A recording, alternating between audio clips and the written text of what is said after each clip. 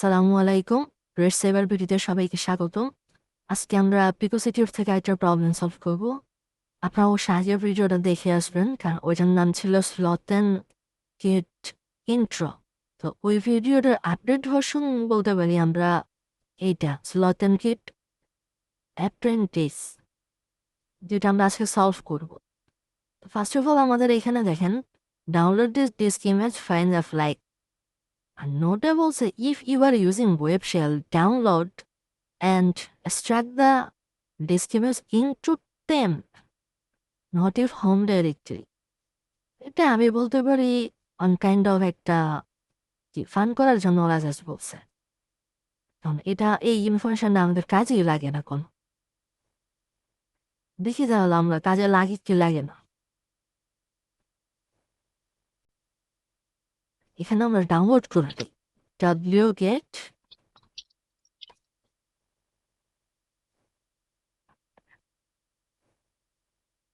Download হতে থাক।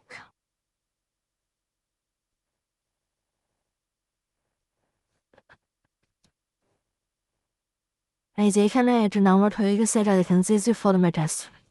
আগের ভিডিওতে আমরা দেখছি যে ফরম্যাট কিভাবে আনজিপ করে।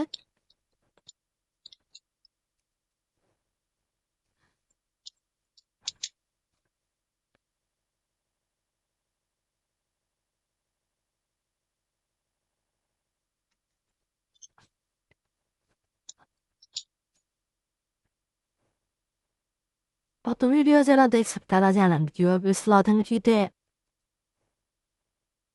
ইউজ করা, মানে স্লথেনকিট বলতে অটোপসি কিভাবে ইউজ করতে হয়। তো অটোপসি ছাড়াও আমরা ইউজ করতে পারি, যেটা আমি এখন করবো। এটাই আমার কাছে ভালো লাগে, মানে সুবিধা মনে হয় আমার কাছে। এই যে দেখেন এখানে পার্টিশনগুলো শো করতেছে, এখানে কোনো পার্টিশনের কথা বলে নাই কোন পার্টিশনে আছে। এখানে আমরা দেখতেছি আনঅ্যালোকেটেড পার্টিশন আছে, মানে এই পার্টিশনটা কোনো অ্যালোকেশন করা হয়নি। এটা সি ড্রাইভ না ডি ড্রাইভ এরকম, মানে যদি উইন্ডোজের ক্ষেত্রে যদি বলি সি ড্রাইভ না ডি ড্রাইভ, এটা কোনো অ্যালোকেশন করা হয়নি, এটা র ফরম্যাটে আছে। তারপরটা দেখেন এখানে আছে লিনাক্স পার্টিশন, আর তারপরটা সোলারিস পার্টিশন। তা আমরা ফার্স্ট অফ অল লিনাক্স পার্টিশনটা চেক করি। -4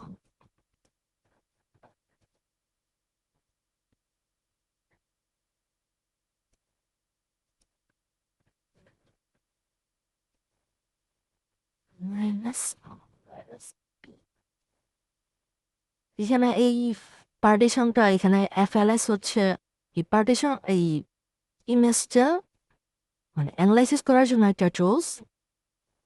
এই টুলসের পর -O দিছে, ওতে হচ্ছে স্টার্ট অফসেট, মানে পার্টিশনের কোন বিট থেকে শুরু হয়েছে এই পার্টিশনটা এই ইমেজের, ওই অফসেটটা দিছি। অফসেটের -R মানে রিকার্সিভ, আর -P মানে হচ্ছে পাথ, মানে আমাদের সব ফোল্ডারগুলো দেখাবে এখানে।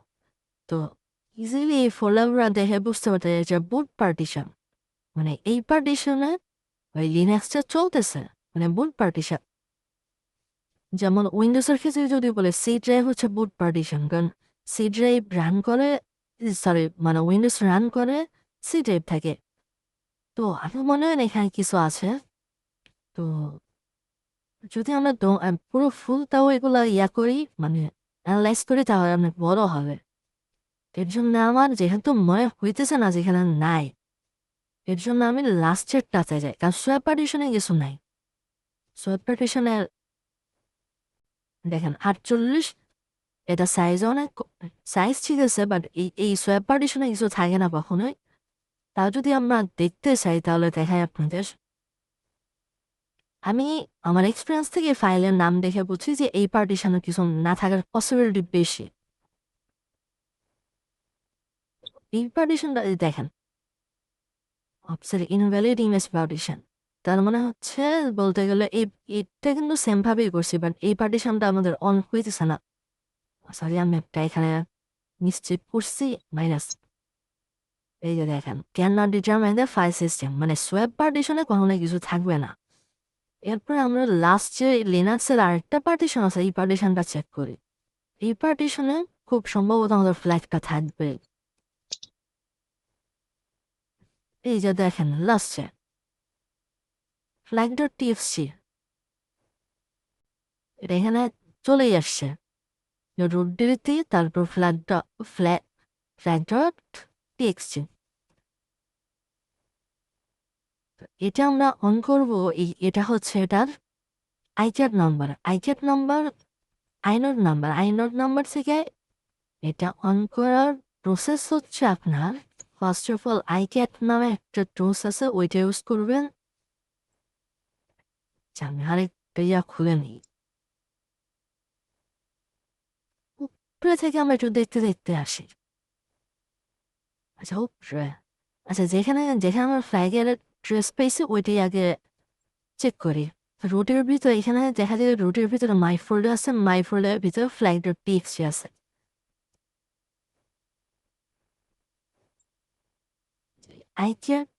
আইচ্যাট দিলাম আইচ্যাটের পরে আমরা এই যে এটা ডিস্কের ইমেজটা দিলাম তারপরে এই যে আইনড নাম্বার দিব এটা হচ্ছে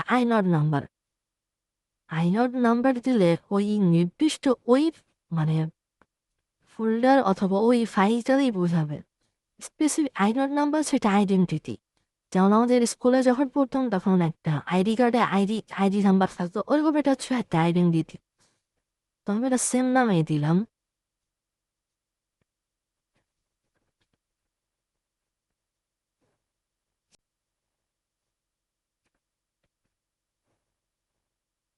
খুব সম্ভবত আমি একটা অফসেট নাম্বার দিয়ে নেই তার জন্য নাকি আচ্ছা অফসেট নাম্বারটা দিয়ে দেখি হাই কেনা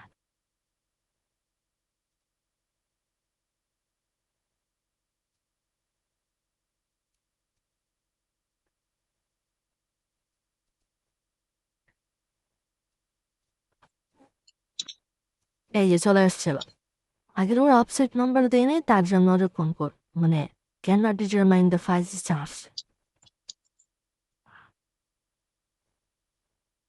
আচ্ছা এখানে যেহেতু আমাদের flag.txt দেখেছি আমরা পাই নাই তো এখানে আরেকটা দেখতেছি আমরা flag.uni.txt আছে আরেকটা ফাইল আছে এটাও আমরা সেম প্রসেসে নিয়ে আসি এখানে জন্য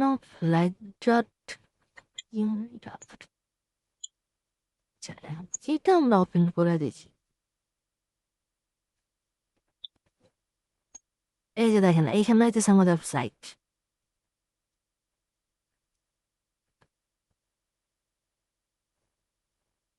আর ভিডিওগুলো কেউ ডিরেক্টলি কপি পেস্ট করে না মানে একটু বুঝে বুঝে করার ট্রাই করবেন